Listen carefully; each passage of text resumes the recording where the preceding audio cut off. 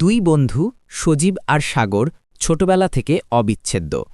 তারা একই গ্রামে বড় হয়েছে, একসাথে খেলাধুলা, স্কুলে পড়াশোনা সবকিছুতেই পরস্পরের সঙ্গী।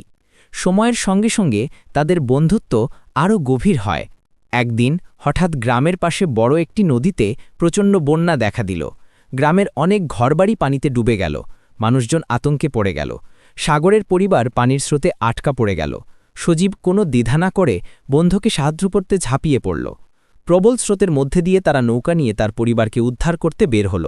স্রোত ছিল ভয়ানক, মাঝে মধ্যে মনে হচ্ছিল তারা দুজনেই ভেসে যাবে, কিন্তু একে অপরকে সাহস দিয়ে তারা এগিয়ে চলল। সাগর বলছিল, তুই থাকলে আমি কোনোদিন হার মানব না। সজীব জবাব দিল, বন্ধুত্ব মানে শুধু সুখ ভাগাভাগি নয়, দুঃখেও কাঁধে কাঁধ মিলিয়ে দাঁড়ানো। অবশেষে তারা তার পরিবারকে নিরাপদ স্থানে পৌঁছে দিতে সক্ষম হয়। সেই দিন তারা প্রমাণ করল যে সত্যিকারের বন্ধুত্ব কেবল কথায় নয়, কাজে বোঝা যায়। বিপদ যত বড়ই হোক, যদি পাশে একজন সত্যিকারের বন্ধু থাকে তবে সমাধান অসম্ভব নয়। তাদের এই কাহিনী গ্রামের মানুষের কাছে উদাহরণ হয়ে রইল। দুই বন্ধুর সাহস, বিশ্বাস আর নিঃস্বার্থ ভালোবাসার এক অনন্য গল্প। ভালো লাগলে লাইক ও সাবস্ক্রাইব করুন।